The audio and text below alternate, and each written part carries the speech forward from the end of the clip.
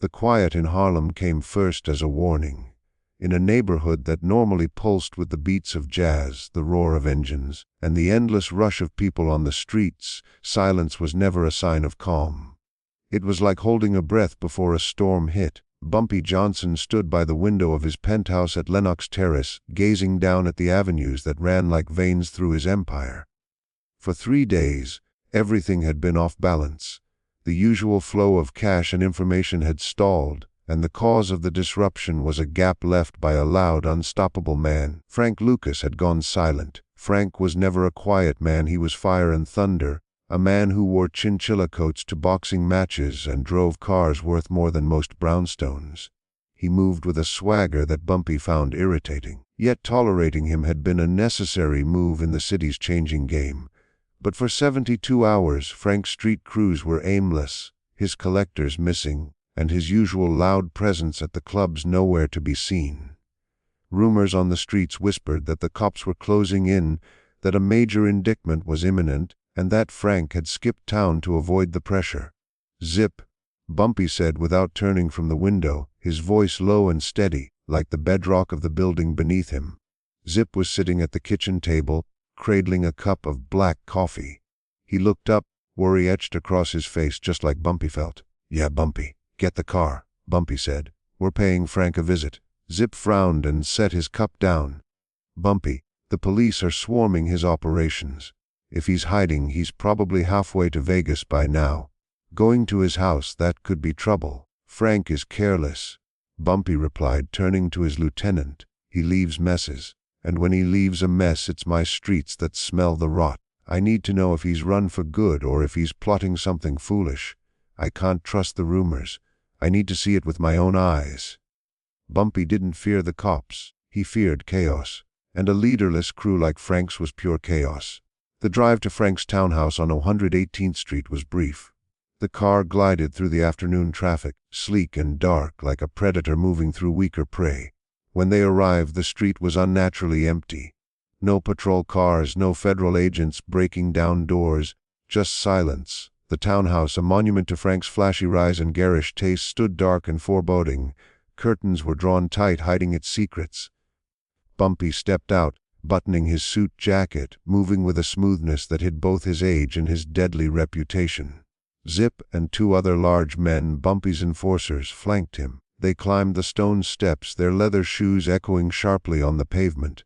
Zip tried the front door. Locked but not reinforced. He pulled a small set of tools from his pocket and, within seconds, the lock gave a soft metallic click. They stepped inside. The air was heavy and stale, carrying faint hints of expensive cologne and old cigar smoke, layered over a sharper, musty odor that Bumpy couldn't immediately place. The interior was exactly what Bumpy expected: ostentatious, velvet furniture, gold-framed paintings, crystal chandeliers that hung like frozen tears. This was a man desperate to prove he was royalty, rather than simply being one. "Check upstairs," Bumpy told the muscleman. "See if there's any cash papers, anything that shows where he went." They nodded silently and climbed the grand staircase. Bumpy and Zip remained on the main floor, moving through the living and dining rooms. Signs of a hurried departure were everywhere. A half-eaten meal sat on the table, congealing. A drawer had been left open, emptied. "He ran scared," Zip murmured, scanning the mess. "Probably grabbed the money and the jewelry and bolted." Bumpy nodded slowly, instinct screaming at him. Frank had fled, yes, but why? Police pressure was normal in their line of work. Frank had faced heat before. This felt different, desperate. Bumpy moved toward the back of the house, near the pantry. That strange smell was stronger here, damp earth and neglect. He stopped at a heavy oak door leading to the basement. "Zip," Bumpy said softly. "Do you hear that?" Zip tilted his head. "House is quiet." "I don't hear nothing." "Exactly," Bumpy said. "A house this size with the heat off should be making noises. Pipes knocking, wood settling, it's too quiet." Then a faint sound broke the silence, a soft whimper. Bumpy's eyes narrowed. It came from behind the basement door. He reached for the handle, locked. Unlike the front door, this one had a heavy padlock screwed in roughly, out of place in the fine hallway. "Break it," Bumpy ordered. Zip didn't hesitate. He signaled to one of the larger men who had just returned from upstairs. The man approached, braced, and kicked the lock with brute force. Wood splintered. A second kick tore screws from the frame. The door swung open, banging the inner wall. A rush of cold, foul air rose from the darkness. It smelled of mold, unwashed bodies, and fear. Bumpy pulled a handkerchief from his pocket and pressed it to his nose, peering into the black void. "Flashlight," he ordered. Zip handed him a heavy torch. He clicked it on, the beam cutting through the gloom as he stepped down the stairs. The wooden steps creaked under his weight, announcing his arrival. The basement was stark, a sharp contrast to the luxurious home above. Dirt floor, stone walls dripping moisture. Old furniture piled in corners under white sheets like trapped ghosts. Dust swirled in the torchlight. In a far corner, Bumpy's breath caught. Huddled against the stone wall, chained to a thick iron pipe, was a small figure. At first he thought it was just rags, but then the rags moved. Too terrified, wide eyes stared at him. A young white girl, no older than 10, filthy and bruised, her dress torn and stained. Her hair matted, a dark bruise blooming on her cheek, shivering violently, chained to the plumbing with a heavy padlock. Bumpy, the man who faced killers without flinching, felt his heart stop. Rage, hot and blinding, surged, followed by a wave of sorrow. He stepped forward. "It's okay," he said, voice soft and soothing. "It's okay, little one." She flinched, pressing herself harder against the cold stones, expecting pain. Bumpy knelt, ignoring the dirt staining his tailored trousers. He set the flashlight on a crate, letting the light diffuse. He shrugged off his Italian wool jacket and wrapped it around her trembling shoulders. Warm, smelling of tobacco and safety. "I won't hurt you," he whispered, hands near but not touching, giving her space. "Name's Ellsworth, but friends call me Bumpy. I'm getting you out of here." Her eyes flicked to Zip and the men at the stairs. Silent, trembling, unable to speak, Bumpy looked at Zip. His face promised violence if needed, yet his voice was calm. "Get tools to cut the chain now." Zip nodded and disappeared into the shadows. Bumpy focused back on the girl, pulling a clean handkerchief from his pocket. Slowly, gently, he wiped dirt from her face. She flinched. He waited, then carefully cleaned her face. "You're safe," he murmured. "No one will ever hurt you again. I promise." Moments later, Zip returned with heavy bolt cutters. The enforcer knelt and cut the chain. The metal snapped with a dull thud. Bumpy didn't hesitate. He scooped the girl into his arms. Frail, too light, collapsed against him. She clutched his jacket tightly, white-knuckled. "Let's go," Bumpy said, standing. "We're leaving this place." He carried her up the stairs, away from the darkness, and into the weak light of the hallway. He did not pause to study Frank's furniture or the artwork on the walls. He moved straight through the front door and out into the cool open air. "Zip, drive," Bumpy ordered. "We're going home. Turn on the car radio. Call Mai and tell her to start a bath and get some food ready. Tell her we're bringing someone with us." As the car pulled away from the curb, Bumpy kept the girl close, turning her face away from the window so no one outside could see her. She slipped into a stunned quiet, her breath catching every few seconds. Bumpy looked down at the top of her head, his thoughts racing fast.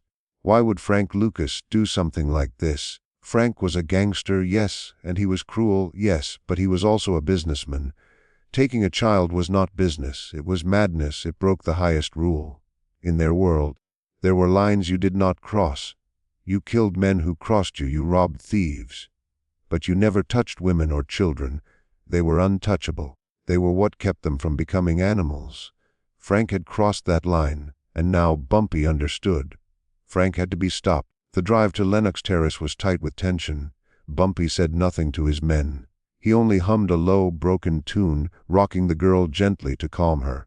When they arrived, he carried her through the service entrance to avoid the doorman and took the private elevator up to the penthouse. The doors opened straight into the foyer. Mai was waiting. She wore a house coat, her hair pulled back, her face marked with worry after Zip's strange phone call.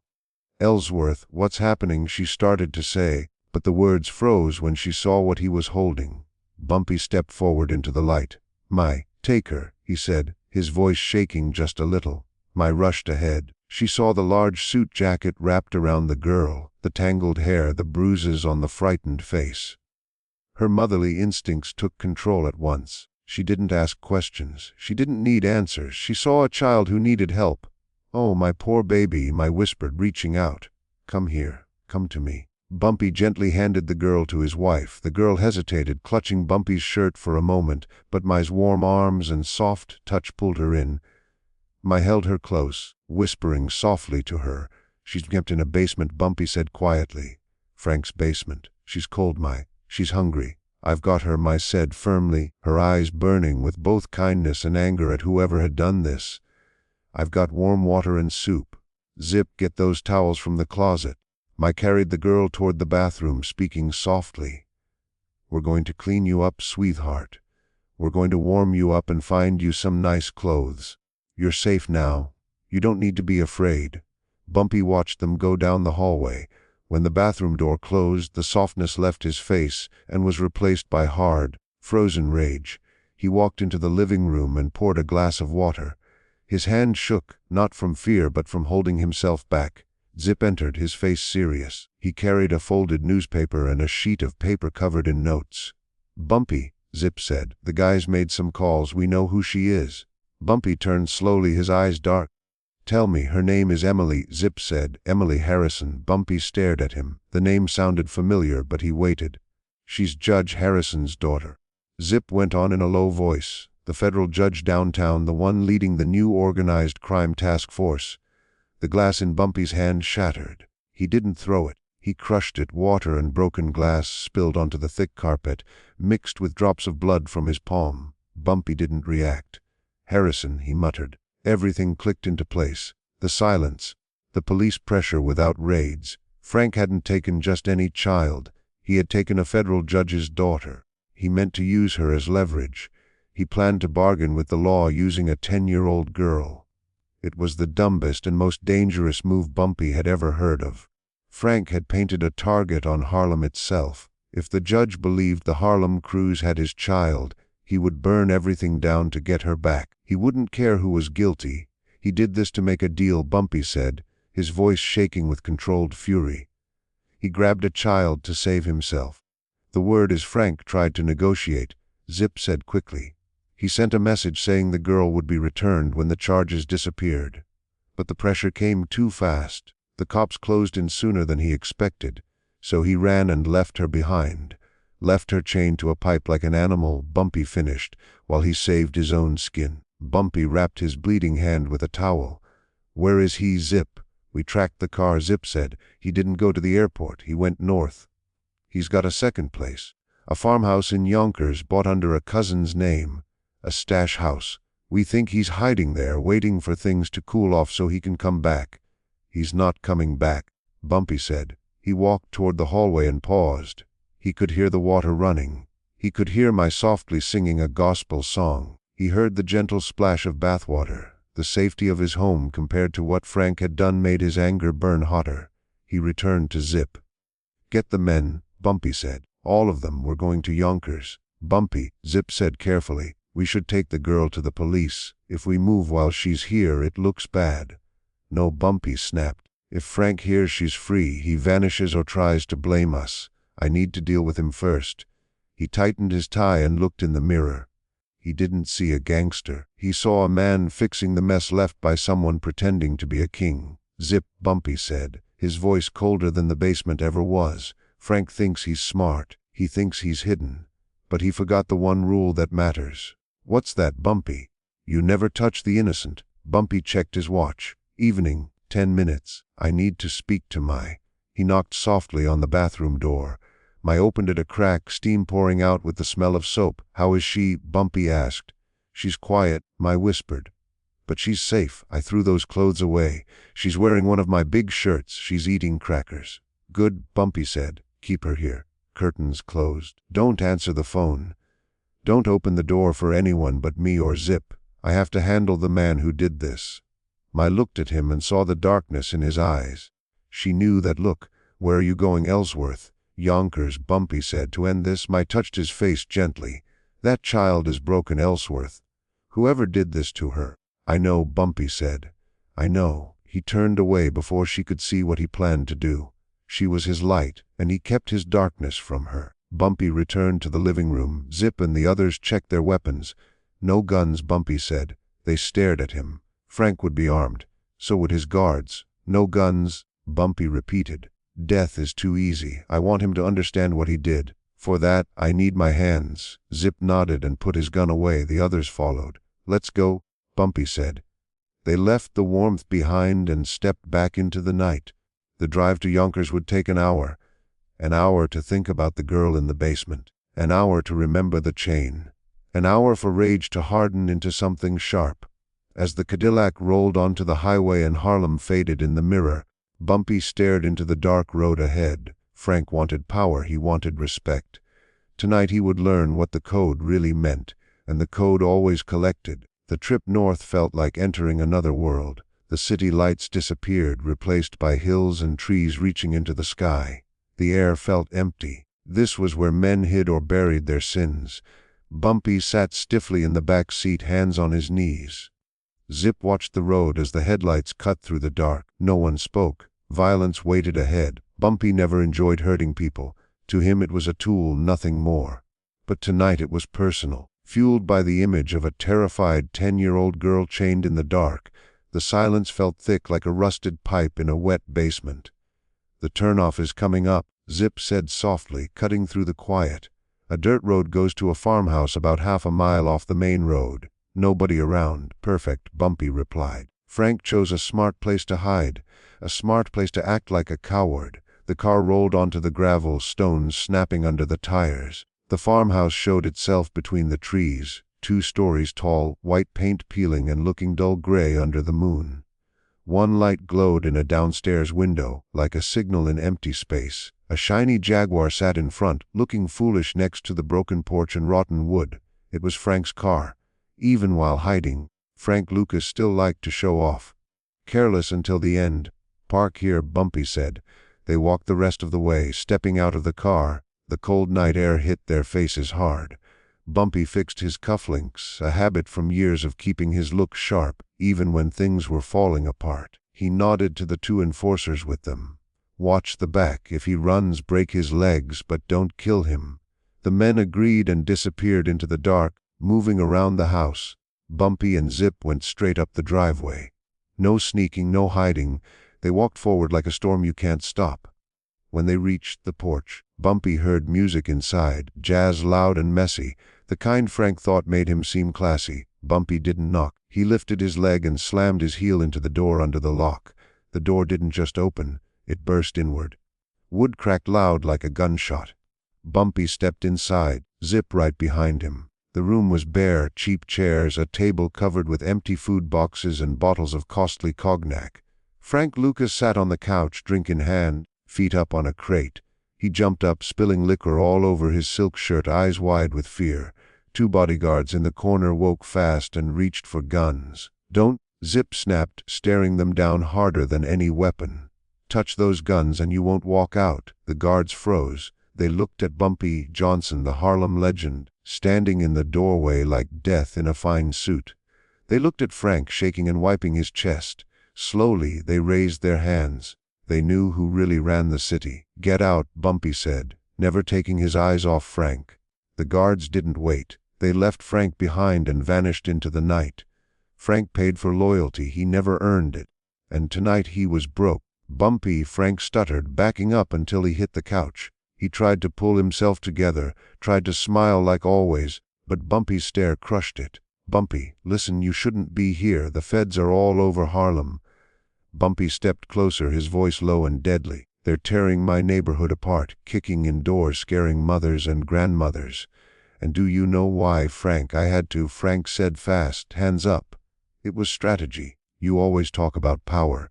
Judge Harrison was going to destroy us. I took his girl to slow him down, to force a deal. You took a child, Bumpy said, moving closer. I didn't hurt her, Frank said, though he knew it wasn't true.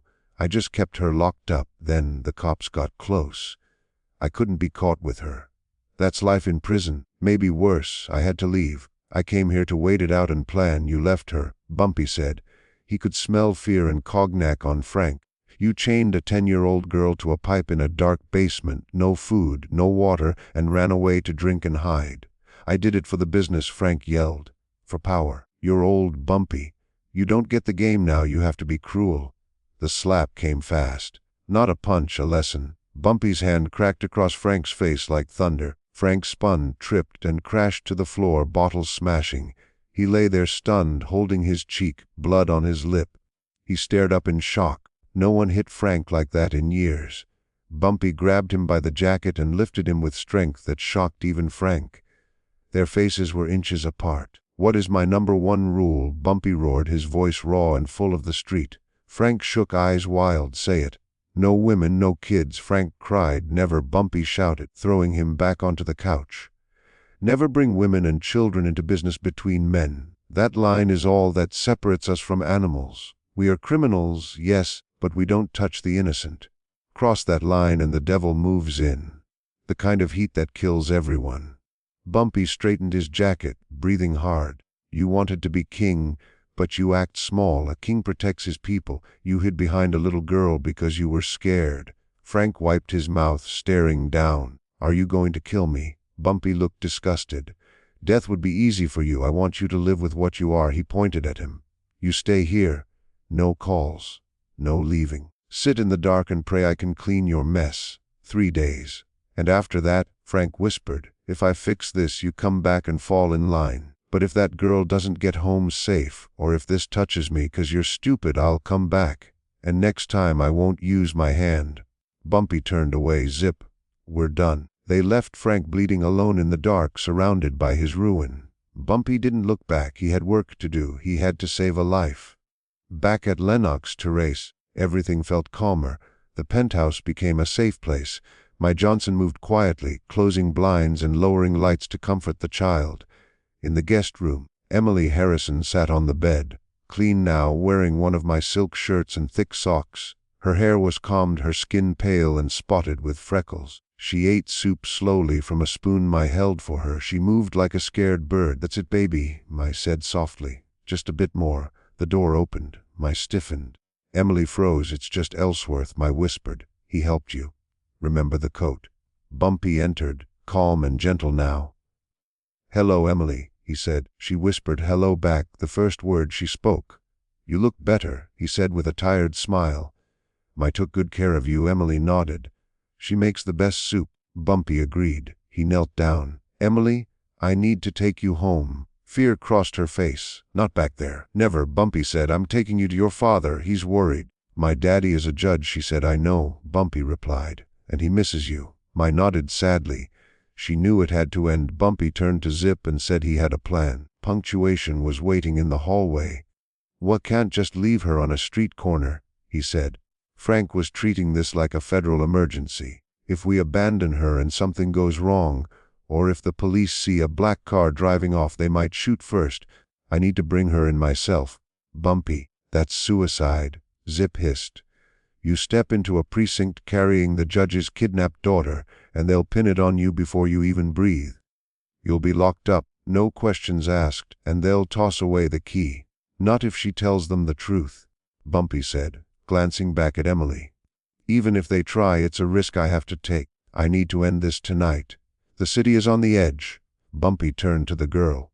"Emily, I'm taking you to the police station. There will be a lot of men with guns. They will yell, they will be loud, but I need you to be brave. Can you be brave for me?" Emily looked up at him, seeing the strength in his eyes. She nodded. "Oh, good girl," Bumpy said. "Let's move." The 28th precinct was like a fortress made of brick and stone, buzzing with constant movement even at 3 in the morning. Patrol cars were double parked. Officers ran in and out, radios crackling with static. The search for Judge Harrison's daughter had turned the station into a full-blown command center. A black Cadillac rolled slowly down the street. It didn't rush. It didn't hide. It drove straight to the curb, directly under the glaring streetlights. The movement caught the sergeant at the front desk. He squinted out the window. "What the?" The driver's door opened. Zip stepped out, raising his hands high to show he wasn't armed. He moved around to the back and opened the door. Bumpy Johnson stepped out, wearing his sharpest suit, perfectly pressed, standing tall in the yellow glow of the streetlight. He reached back, extending a hand. A small, pale hand met it. Emily Harrison stepped onto the pavement. For a heartbeat, there was silence. Then pandemonium. "It's him! It's Johnson!" someone shouted. He's got the girl! Doors swung open. Officers poured out, weapons drawn, shotguns racked, revolvers clicking. Shouts pierced the night. Hands up! Get on the ground! Now! Drop to your knees. Bumpy didn't flinch. One hand stayed firmly holding Emily's, pulling her behind his leg to shield her. He faced the wall of guns aimed at him and the eyes of men who had wanted him dead for years. Don't shoot! Bumpy bellowed, his voice cutting through the chaos. I have the girl! Let her go, you monster! A detective yelled, finger tightening on the trigger. Bumpy looked down at Emily, trembling and scared. It's okay, he whispered. Just tell them. Emily stepped out from behind his leg, staring at the guns and the officers. Then she looked up at the man who had rescued her. Stop it, she screamed, her voice piercing the night. Stop it! Don't shoot him! The officers hesitated, confused. The victim defending her captor was not what they expected. He saved me, Emily cried, tears streaming. He found me. He saved me from the bad man. Silence fell, heavier than before. Officers lowered their weapons, exchanging uncertain glances. I am surrendering myself for questioning, Bumpy said calmly. The girl is safe. She is unharmed. Take her to her father. Captain Ali pushed through the officers, his face tight with suspicion. Cuff him. Ali barked. Get the girl inside. Call the judge. 3 officers moved forward, grabbing Bumpy, spinning him around, slamming him against the hood of the Cadillac. The cuffs clicked around his wrists. Bumpy didn't resist. A female officer wrapped Emily in a blanket and led her inside. She looked back over her shoulder. Bumpy, she called. He gave her a small, reassuring nod before being pushed toward the station doors. Now he was in the system, inside the belly of the beast. The interrogation room was cold, painted a pale green. Bumpy sat at the metal table, one hand cuffed to the chair. Captain Ali paced, cigarette smoke curling around him. You're in deep, Johnson, O'Malley said, slamming his hand on the table. Kidnapping a federal judge's daughter. That's a death sentence. I don't care what the girl says. We know how this works. You snatched her to pressure the judge, then had cold feet and tried to play hero to save yourself. I didn't take her, Bumpy said quietly. I found her. I returned her. I did your job, Captain. And who took her? Ali sneered. Oh, I'm not covering for anyone, Bumpy said. But I'm no snitch. The girl is home. That ends it. That's not the end, Ali shouted. The judge is on his way. He's going to demand blood, and I'll hand him yours. Bumpy stayed silent. He understood the risk. Frank Lucas had put him in this position. If he went down for this, Frank won. But Bumpy lived by the code. You took the weight. The door opened. Captain, Judge Harrison is here. He wants to see you. Ali grinned. Here we go. Say your prayers, Johnson. O'Malley left. Bumpy sat alone, thinking of Emily, hoping she was safe. He remembered Frank slapping him. It was a memory to hold if prison came. Minutes passed. Then 20. He expected the marshals, but the door opened to O'Malley, pale, looking like he'd swallowed a lemon. He unlocked Bumpy's cuffs.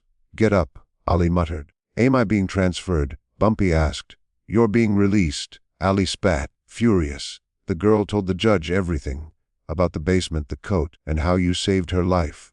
Bumpy stood, straightening his jacket. The judge was waiting in the hallway, holding Emily's hand. She clung to him.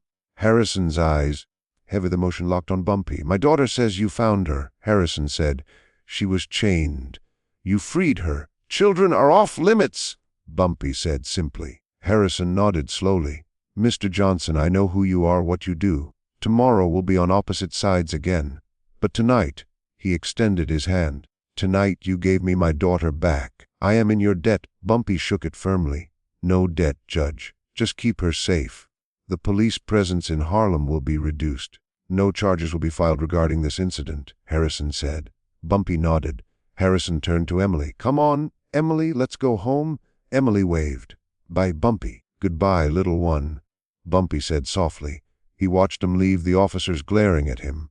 He stepped out into the cool night air. Zip was leaning against the car, cigarette in hand. Seeing Bumpy, he flicked it down and grinned. I can't believe it, Zip said, opening the door. You just walked out. The rules matter, Zip, Bumpy said, sliding in. Sometimes they're the only thing that saves you. Driving back to Harlem, the streets were quiet, but it was a different silence. The danger had passed. Bumpy looked out the window thinking of Judge Harrison, then to the farmhouse in Yonkers.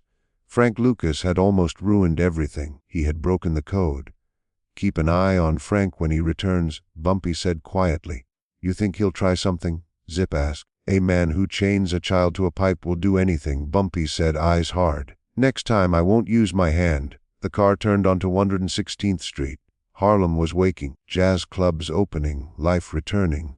Bumpy Johnson was home, watching, waiting, remembering exactly who the real monsters were. Thanks for listening, folks. If you enjoyed this story, like and subscribe so you don't miss more Bumpy Johnson tales.